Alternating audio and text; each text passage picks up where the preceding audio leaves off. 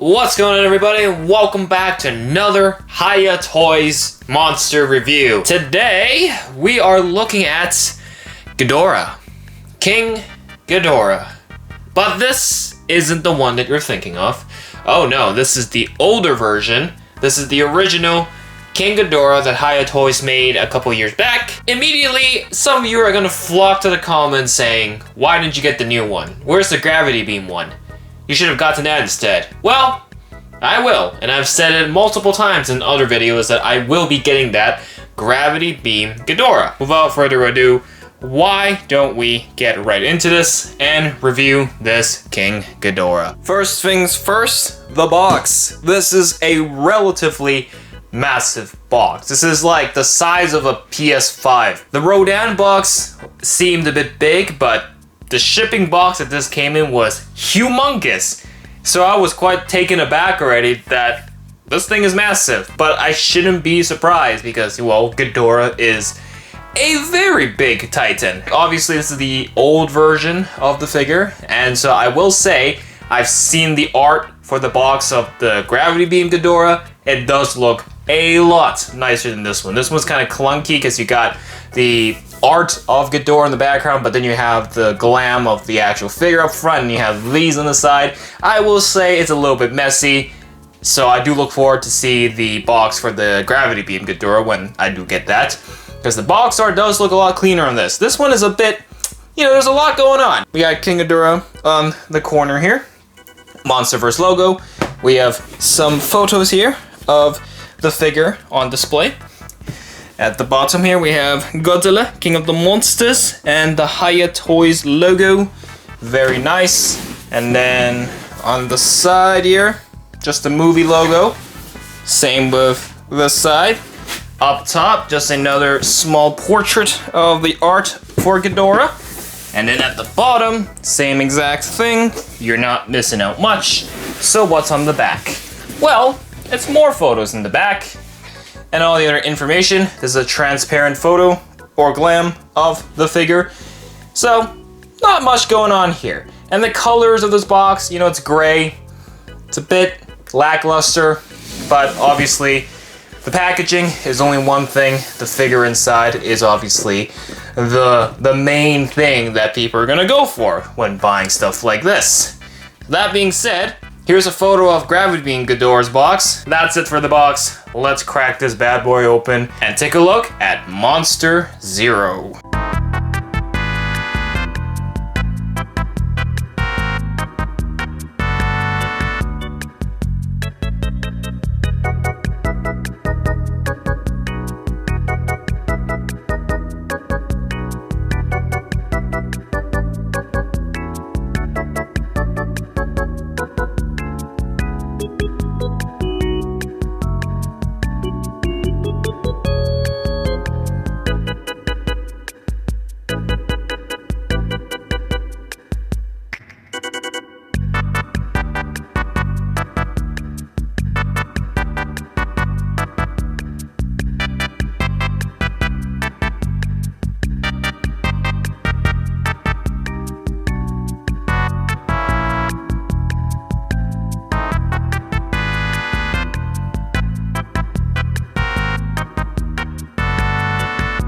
This is going to be especially important for Ghidorah's case, knowing how big he is.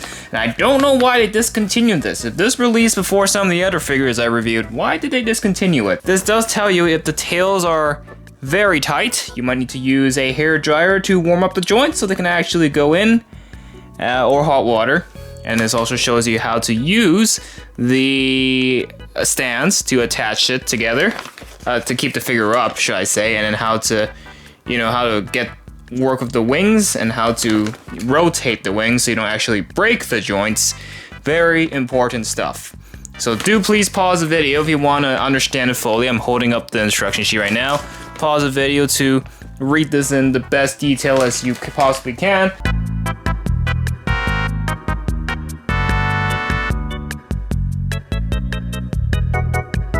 There's always one thing I forget about Ghidorah in general. He is a massive character. You know, I started filming this at 9:30. It is now 10:45 and I've just started reviewing because I had to unbox it, build everything, and then clean up. The tail part alone, I didn't even show it on camera. I gave up. After all that pain and suffering, was it all worth it in the end? Actually, yes. I am very impressed with what I got here with this Ghidorah. Granted, I'm not really using the stands properly. I mean, the weight of this figure is very uneven, and I have it wings down at the moment, and that's like the one thing that has me sold on this figure. Why this Ghidorah is better than the SH Monsterart one. And that's because of two things: articulation and pricing. I will bring up the SH Monsterart Ghidorah in a second, but I can tell you for a measly 150 Canadian dollars here, this is like half the price of the SH Monsterart Ghidorah. Secondly, notice how the wings, when it's retracted, you can actually detach the flaps of the wings. It's flexible, it's articulable, and that's why you can have the wings folded down. You cannot do that with the SH Monsterart Ghidorah, and that's why it takes up so much space. Trust me, storage and displaying it is such an inconvenience. The thing with this Ghidorah is that his wings are already attached to him. The only thing you gotta attach yourself are the tails. With SH Monsterart, the wings are so easily detachable. They don't even stay on the figure, they just fall off without the stands. First and foremost, appearance. So the coloring on this Ghidorah is more on the darker gold / gunmetal gray side. The new Ghidorah, the Gravity Beam Ghidorah, is actually leaning towards the gold side a lot more. I think it's the same mold as this one, so I'm not going to be expecting much difference in terms of articulation, but I could definitely expect something new with the coloring. Now, the part where it gets the most dark is up here on his back. You can see a lot of the spikes popping out. It's pretty cool. Like, the texturing is pretty nice. Obviously, texturing is something that's hard to show on camera, but like Godzilla, Ghidorah has this very scaly-like texture, and I think they've done that pretty well, and the colors have it being much darker here. I'm sure with the Gravity Beam Ghidorah, it's all going to be more gold, way more gold here, and way lighter, but it's consistent. It continues down all the way to both tails at the end, and here's what the tip of the tail looks like. It's realistic, you know, they look like maces. Two tails of two maces. Other bits of color, you know, under the wings, you can see this part, like it's more darker under here as well. With the wings, now I obviously talked a little bit about the different joints, the different articulation, but in terms of just the pure coloring, I will flap his wings up in a second. The most important thing about Ghidorah are his three heads. They each have their own names. Both of these guys, the middle one and the left one, have their own Japanese names, which I don't remember. But I do remember this guy. I mean, who's not gonna know? This guy is called Kevin. He's the jokester, and he is like he's everyone's favorite. A common mistake I've noticed with Ghidorah toys is that their faces, they kind of go lazy. They just paint the eyes white, and the rest of the head is just gold. That's it. It's one color scheme. It's nothing that special, and I think that's just lazy. For Hiya's case here, you know, there's actually a realistic look. You know, to see the color scheme is a little bit darker gold here, and then when you get the actual, you know, like the noses, they're starting to fade out to become more lighter gold. The coloring, as I already showed you earlier, is very scaly, pretty nice. And then if you look at the top, you can see all the spikes on this end. That's pretty good. So I'm impressed, and I'm not going to say that the coloring was bad on this. It's not. It really isn't. I think the Gravity Beam Ghidorah is just another color, another version. I don't necessarily see it as an improvement. I'm pretty sure it's just going to be the same mold, but when I do get it, I will confirm and let you know. One more thing before we go into articulation is the feet. The feet has some great coloring. You can see the claws. You can see the additional claw on his ankle on the side here. It's pretty nice. And yeah, it just looks like dinosaur feet. And I think they've done that pretty well. That's really all I gotta say about appearance for Ghidorah here. All right, here is where things start to get interesting. Notice how I removed all the stands and he's able to stand up on his own? That already is a solid win in my books. The biggest issue with SH Monsterart's Ghidorah, he cannot stand up on his own. His wings are far too heavy. Without the additional stands to prop him up, that Ghidorah is toppling over. Look at Hiya's here. All you gotta do is fold the wings down, and this bad boy can literally stand on his own. You just gotta have the distribution right. I think I made that mistake at the very beginning of this review, so look at that, I fixed it. Without the stands. The stands are gonna be great when he's in his like battle pose of his wings fully flapped up, and that's what we're gonna show you right now. So again, playability is important. Despite if you're just collecting these for the sake of collecting, playability is important. And I think they were able to deliver that super well here. So now, let us demonstrate how the wings work. As you can see, there's different joints here. This is like the end tip of the wing in the back. Has its own ball socket. This biggest piece here has its own ball socket as well. You can flip this pretty much, this is as far as you can go with it. That's pretty sick. And also you can flip this all the way up. And then the more pieces here have their own distinguished points of articulation as well. And I will advise, if you do have this figure, please be gentle when you're twisting these flaps around, because you could snap them if you're too violent. The main thing, of course, is when you snap the pieces back together, you can have a fully open wing, and then when he's flying or in a battle pose, you can display that. So now let me show you. All you gotta do is find the attachment points. There you go, bring that together. That's this piece attached. There you go, that's one wing. Now we just gotta do the other one. And there you go. It's not perfect. This is still kind of open, but this is the general idea of what it's gonna look like when the wings are fully flapped up. If you want him in flight mode, you tilt the wings all down. This is also included. This is to hold his waist up if you want him to be flying. I don't recommend it. It's a very heavy figure. The chances of him collapsing is very high. So, you know, you can use this, but just know this does exist.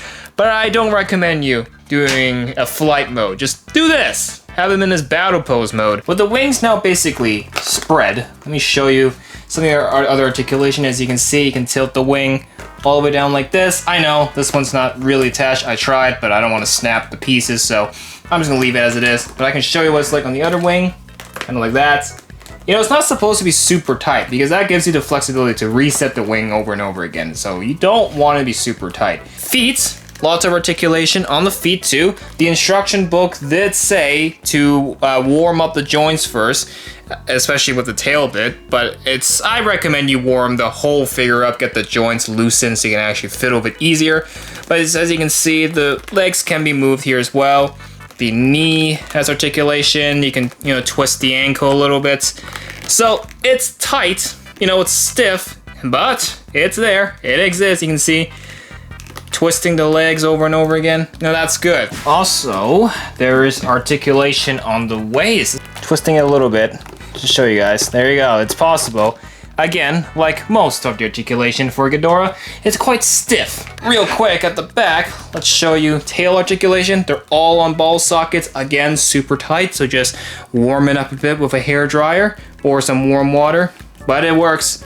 The ball socket allows the flexibility of the tail, so it evolves good for posability and other stuff, etc. So not bad. And then finally, of course, the heads. I think this is going to be the second best articulation after the wings.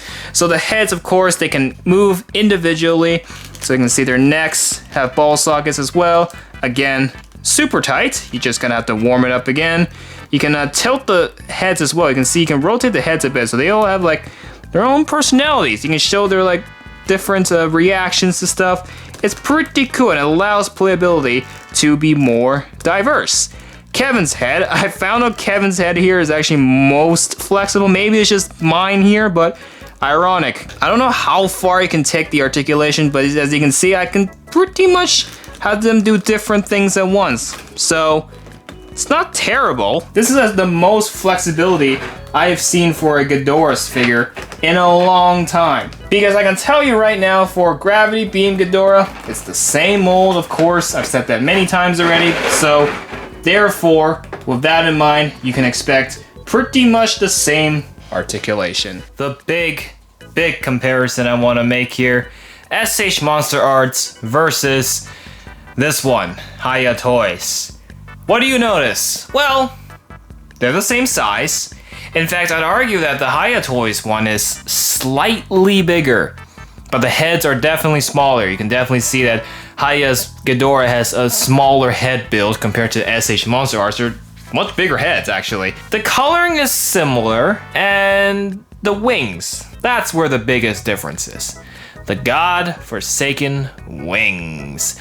I will say the SH Monsterart's Ghidorah was pretty scale accurate compared to the SH Monsterart's Godzillas that we got for 2019. But obviously, the biggest two differences, as I've been reiterating on many times, is of course the price. This is $350. I took a look again. This was the original retail price, 350 Canadian dollars. This, 150, a $200 difference. That's a steep difference, I must say. Like, $200 is a lot of money for many people. Bandai is getting ridiculous with their pricing, and this shows in the quality. You got so much more with Hiya's than this one. The wings are a big hassle. Without those two stands, that figure's toppling over, and those wings are retractable. They are not articulable at all, so they're just two humongous pieces you gotta deal with. There's a reason why I never picked up the gold edition of the SH Monsterart's Ghidorah. That one's been out for 2 years already, and I still never picked it up. It will only make sense if we compare Ghidorah with the G-Man himself, Godzilla. Now, I said the SH Monsterart's has been very scale accurate. Well, it's the same, kind of, with Godzilla's case. I mean, Ghidorah is still towering over Godzilla.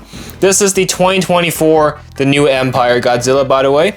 Just the default version of him. But to give you another perspective, here is the night color, whatever it's called, translucent edition from GVK. If you're gonna recreate some of the fights between the two monsters, no, it's very much doable.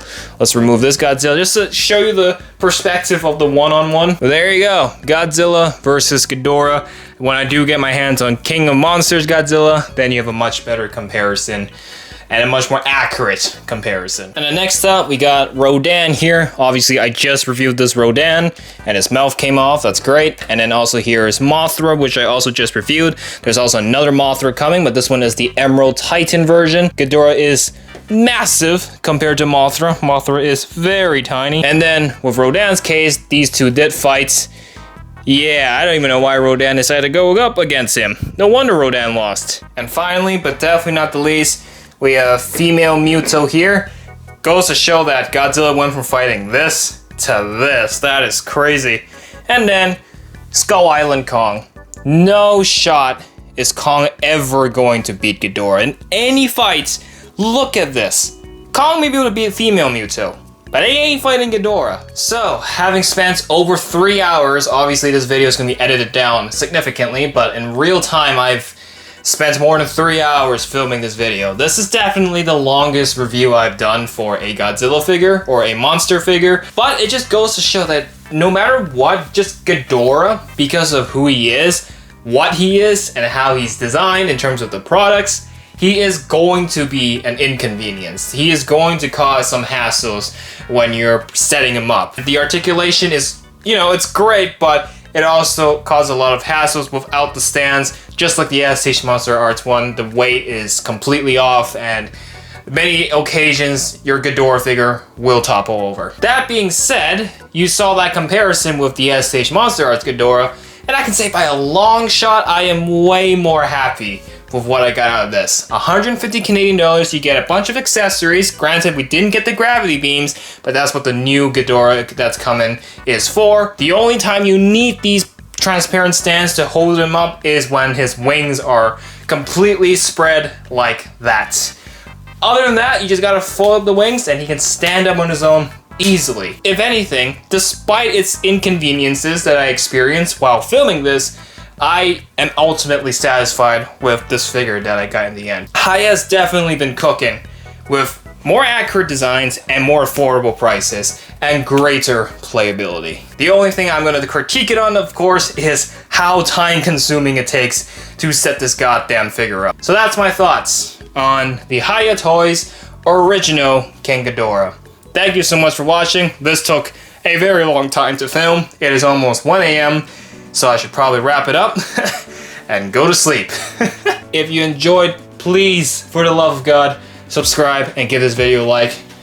It will make all the suffering and all that inconvenience pay off. And of course, if you want to see the review for the Gravity Beam Ghidorah, hit the notification bell on so when it drops, you won't miss it. I'm gonna go to sleep, so we'll see you in the next video. Peace!